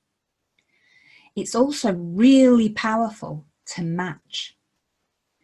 So if you can notice, firstly, the pace of someone's breathing, how quickly or slowly are they breathing, and the location in their body of their breathing. Is it high? Is it around the diaphragm area? Is it low in the tummy? Then you match it. So you put it on yourself. So you're then pacing their breathing. That gives you this incredible connection with people that you really won't believe. Breathing is completely outside of conscious awareness. So if you match it, you can really establish connection. This is so powerful that it works non-verbally. Imagine a baby who is getting upset and the breathing has increased. If you match their breathing, you can then start to slow it down by dropping your own breathing. Works with animals too. Very powerful, outside of consciousness, outside of any sort of linguistic structure.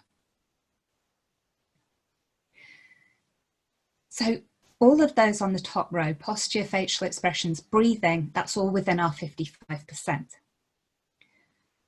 Now let's turn to the 38%, the quality of the voice. So we're looking at voice tone, tempo, timbre, and volume. So the tone of the voice is the pitch, the tempo is the speed, the timbre is the quality of the voice, and the volume is self-explanatory. So in order to match somebody's voice quality without sounding like you're impersonating them, which would not be good, that would break rapport, you need to make slight adjustments to your own natural speaking voice, just slight. So if somebody has a very high-pitched voice, you can take your pitch up just a little. Somebody's very low-pitched, then you take your natural speaking voice just down a little. Same with tempo. Some people talk really, really quickly and you think, are you ever going to take a breath? And there they are, and they're speaking really, really quickly, and you can't even really understand what they're saying because they're really speaking fast. If that's the case, you can go ahead and speed up your own natural pace just a little. And some people speak really slowly. And it takes forever to get through a sentence. So if you're matching a slow voice, just slow yours down just a little bit. Timbre is about the quality of the voice. So are their voices very clear, or are they kind of gravelly? Like 10 fags a day and a bottle of whiskey, please. So you can just adjust the quality of your voice just a little. We also have volume. Some people talk really, really loudly. So you can just increase your volume a little. And some people, they speak really quietly. And so you can decrease your volume a little. We can also, when we're thinking about the voice, we can think about patterns in terms of little rhythms that people have in their voice, little intonation patterns. In your manual, you'll see the page intonation patterns in the English language. So when we're asking a question, our voice tends to go up at the end of the sentence, doesn't it? When we're making a statement, our voice tends to be the same all the way through. And when we're making a command, our voice tends to go down at the end of the sentence. So make sure you practice rapport. The voice goes down. Some people have different ways of doing this. So even in the UK, you will meet people whose sentences go up at the end, just like if they were Australian, and whatever they say, their voice is going up at the end, even though it's not a question. So you can listen for these little patterns in people's voices, and you can match them, again, very subtly. Just maybe one or two sentences with it going up at the end. You can also listen for rhythms. Does the voice go, is it melodic? Does it go up and down? Can you hear patterns in their voice?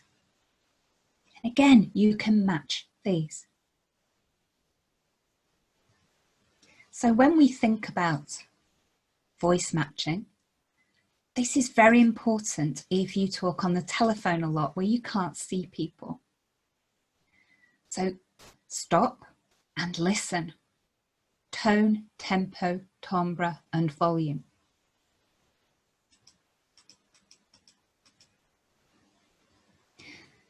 Then we turn to our 7%, our words. And the first thing that it's useful to listen for are the predicates in people's language. Now, what predicates are words which reflect our internal processing. So remember from the NLP communication model, the world enters our neurology through our senses. And we all have a preferred way of receiving and transmitting information through one of those sensory organs. So you might be very visual, V. You might be very auditory, A. You might be very kinesthetic, K. Or you might be very logical and analytical, auditory digital. Whichever of these preferences you have, you will use your language accordingly. Again, outside of conscious awareness. So as you're listening to somebody's language, you can start listening for predicates. So you start listening for predicates in their language, and then you can match those predicates. This is what we call the representational system. So examples of visual words are see, look, view, appear. Examples of auditory words: hear, listen, sound, harmonise. Kinesthetic words: feel, touch, get a hold of. And the AD: sense, experience, understand, think. AD is often referred to as being unspecified because AD will work hand in hand with one of the other systems. So for example, if an AD person was sensing something, they'd sense it visually, or they'd sense it auditorily, or they'd sense it kinesthetically. If they were understanding something, they'd understand it visually, or auditorily, or kinesthetically. There's a link. So we match and mirror their representational system. So once you've got used to listening for these words, then you'll hear them. And you'll notice in your manual, you have lists of predicates there. So visual, auditory, kinesthetic, and AD predicates. So you've got some more words there to look at. And on the following page, some predicate phrases that you could make use of. So there's some interesting little boxes on the bottom of list of predicate phrases where it shows examples of how you can match someone's representational system to make your communication more compelling to them. And this is an example of selling. So it's selling something to somebody in the representational system that they prefer. So to sell to a visual person, you might say, if I could show you an attractive way in which you could buy this, you would at least want to look at it, wouldn't you? If this looks good to you, then we'll go ahead and focus on getting the paperwork done. So the use of visual predicates. Let's have a look at selling to an auditory person. If I could tell you a way in which you could buy this, you'd at least want to hear about it, wouldn't you? If this sounds good to you, we'll go ahead and discuss how to set up an account. And then selling to a kinesthetic person. If I could help you get a hold of a concrete way in which you could buy this, you would at least want to get a feel for it, wouldn't you? If this feels good to you, then we'll go ahead and set up an account by handling the paperwork.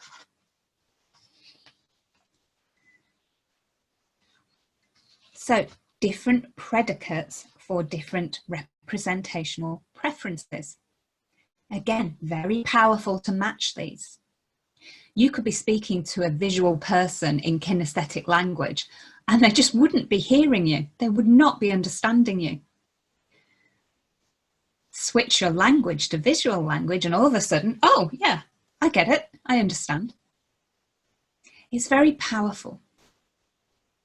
So when we think about representational systems, we can go ahead and find out how we hold our preferences.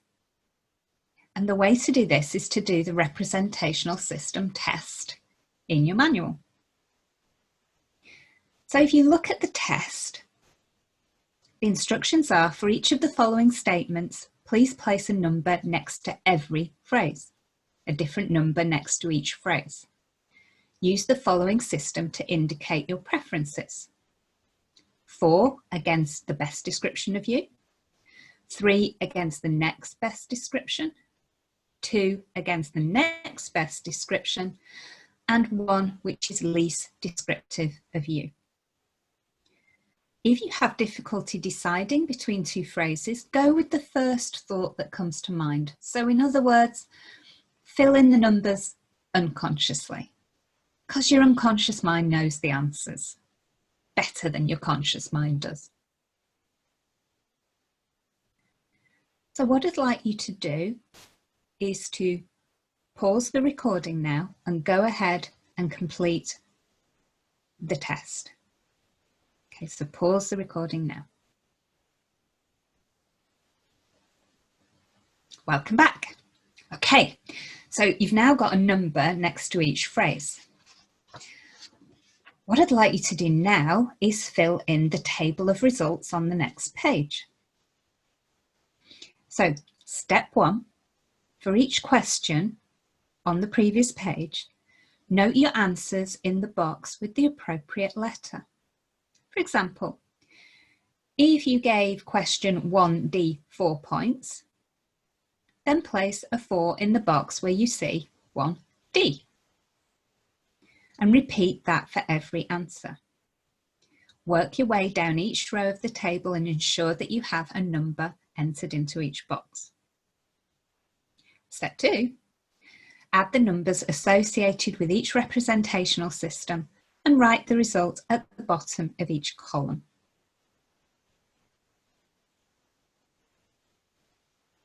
So what I'd like you to do now, pause the recording again and populate the results table. So pause the recording now.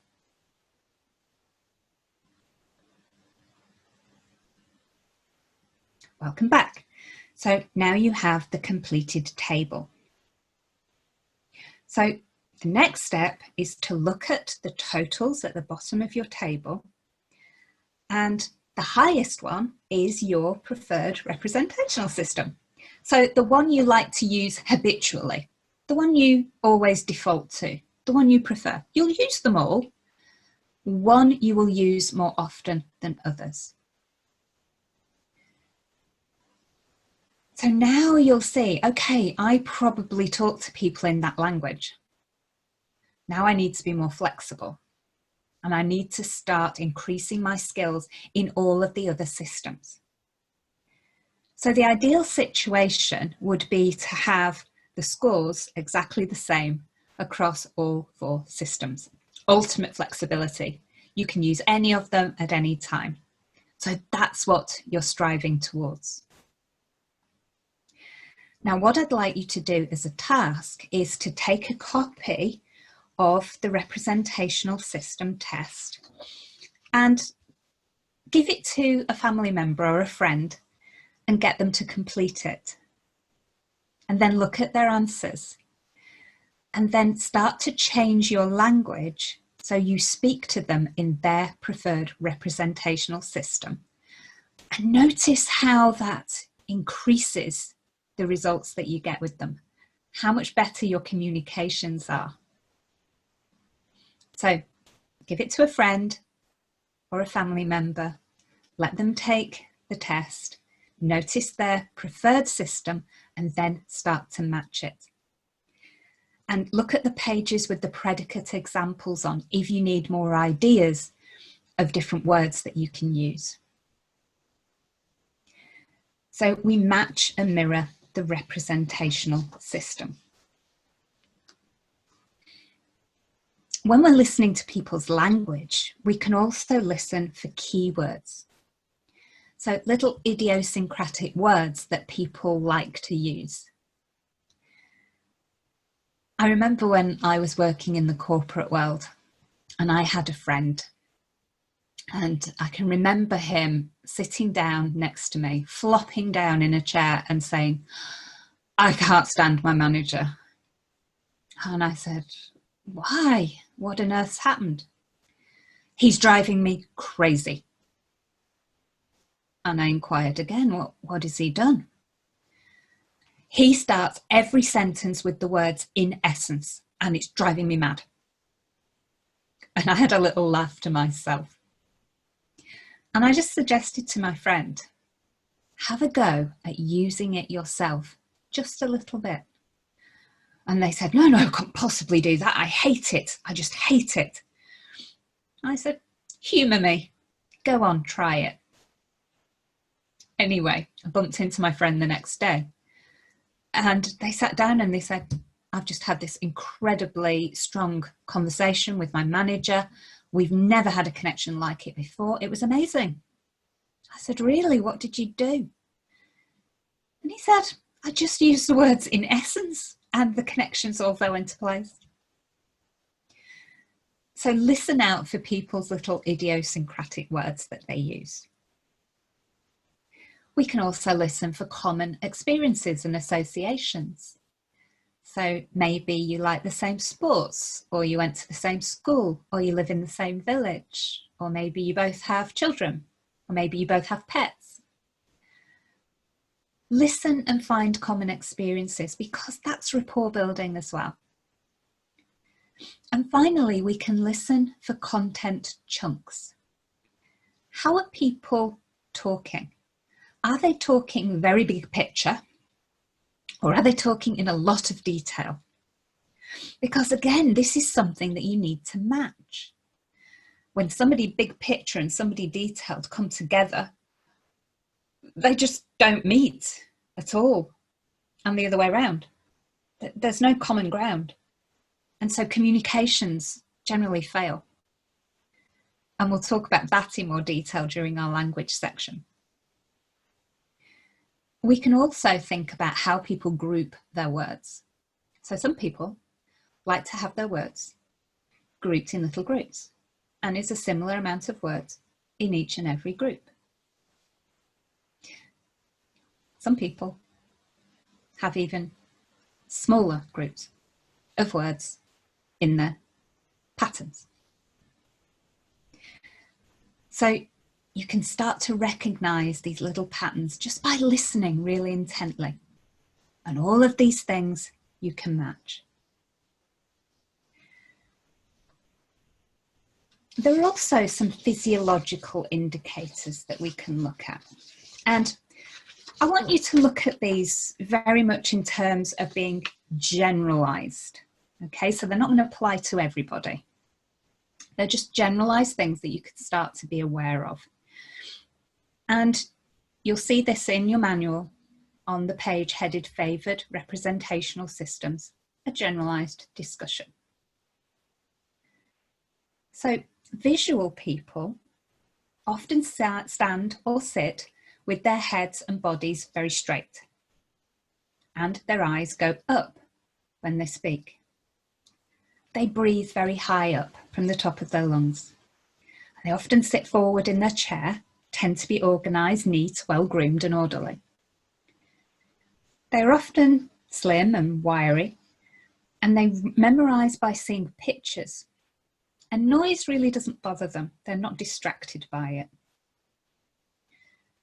Visual people often have trouble remembering verbal instructions because their mind tends to wander. They're interested in how things look. Appearances are very important to them. Auditory people move their eyes sideways. It's like they're looking at their ears. They breathe through their midline.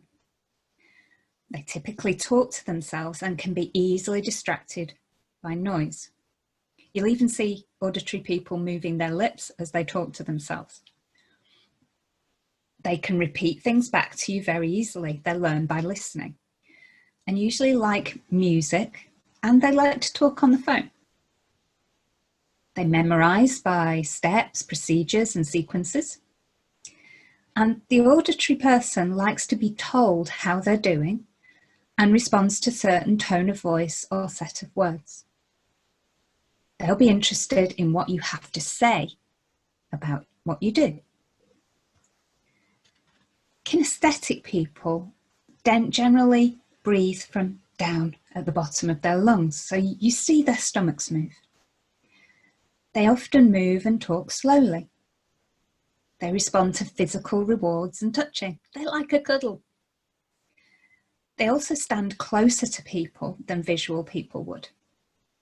And they memorize and learn by doing things, walking through it, physically doing it. And they'll be interested if what you do feels right, or if you can give them something that they can grasp. And finally, AD people, they spend a lot of time in their own heads and are doing a lot of self-talk. And they'll want to know if what you do makes sense. they exhibit characters of the other representational systems too, because as we said earlier, the AD is working in connection with another system. So just some generalized experiences for you to observe. So you can start to get an idea of what these systems look, sound and feel like, so you can really understand it. So the next thing to think about is, how do you know when you've established rapport? And there are 4 main indicators of rapport. The first is you'll be chatting away with somebody, matching and mirroring, and you get a feeling inside. It's like this connected feeling. You just know that things are working well. You'll almost feel a flow of connective energy between you. You feel good about the conversation. That's when you know you've got rapport. You may also experience colour change. So as you get that internal feeling that you've got rapport with the other person, your colour may change, which is then reflected and matched by the other person. So you have the colour change and then they get the same colour change. So then you know that you've paced and led them. They might say something. They might say, "Oh, I've really enjoyed speaking with you," or "When can we speak again? I've really enjoyed that." Or, "Are you sure we've never met before?" If somebody says something like that, you know you've made the connection. And finally, there's the process of leading. So whilst you're matching and mirroring, you're doing what we call pacing. You're matching it. Now, the way to check if you've established enough rapport is to pace and pace and pace. So I'm matching, I'm mirroring. And then what you do is you intentionally break rapport. So you change your posture. So it's completely different to somebody else's, to the person you're with. You change your voice. And then you observe them and see if they start to match you. Again, that will be completely out of their conscious awareness. They just know that they had a connection and now it's gone, so they want to reestablish it. That's how you know that you've really established rapport. You'll have experienced that before. Have you ever noticed that when you're sat with your friends, maybe in the pub, and you're all there around the table with your drinks, and you look around and everybody's sat exactly the same. And then one person picks up their drink and everybody else picks their drinks up at the same time. You're all in rapport. That's a really nice little game that you can play. If you're in a meeting, one of those really boring meetings, and you're thinking, why are we here? Why are we talking about this? Is anybody ever going to come to a conclusion? The meetings. And whilst you're sat around the meeting, just to fill in your time and your interest, practice matching and mirroring with everybody around the meeting table. So spend 5 minutes matching and mirroring each person, and then move on to the next one until you've been round everybody. And then pick up your glass of water and see how many people follow you. Those are the people that you've built really strong rapport with. Good. So here's your activity. Practice building rapport with everybody you encounter. And I mean everyone. Even down to the lady who serves you at the supermarket, or the gentleman that serves you at the supermarket. Anybody that you come into contact with, practice building rapport. And make a note of your results. What did you notice using your sensory acuity and rapport building skills? So there's your activity. So that brings us to the end of module 2. So here's your opportunity work for you to access the next module. Practice the learning state. Think about embodying the presuppositions of NLP. Write down your learnings from practicing sensory acuity. So as you practiced, what were you noticing? Write down your learnings from building rapport. You can write down examples of what you did and what happened. And I also want you to make a note of any questions that you have regarding any of the content of modules 1 and 2. It doesn't matter how long your list is or how short your list is. Just make a list of any questions that are still there in your mind. And then I want you to contact me and book your one-to-one. In your one-to-one, we'll get together, we'll discuss what you've learned in the first 2 modules, we'll discuss your practice, and we'll get all your questions answered, preparing you for module 3. And you can email those tasks to my email address, christine@qfscoaching.co.uk. Good. So, the gold Buddha of Bangkok was restored to its present day glory. And if you see it today, you will notice that it has a very serene and majestic face, still wearing a beautiful smile, the keeper for all those years of a wonderful secret. So if we chip away at your cement, what will we find inside?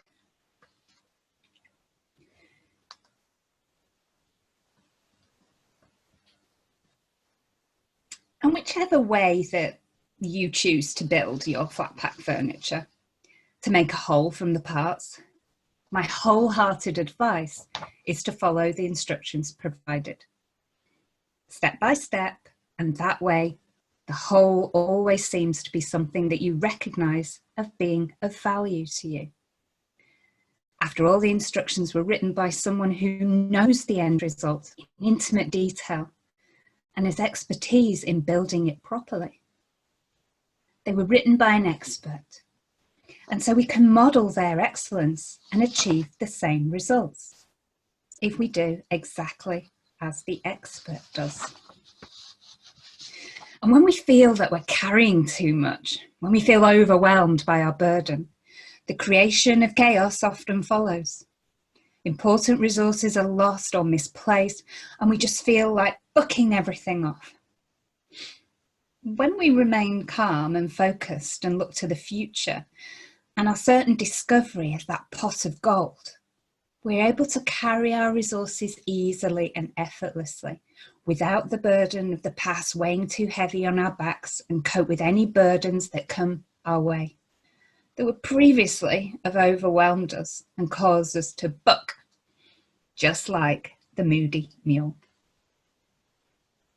So thank you for your company in module 2, and I'll look forward to connecting with you in module 3. So this is Christine from Quest for Success, saying goodbye for now. See you in module 3.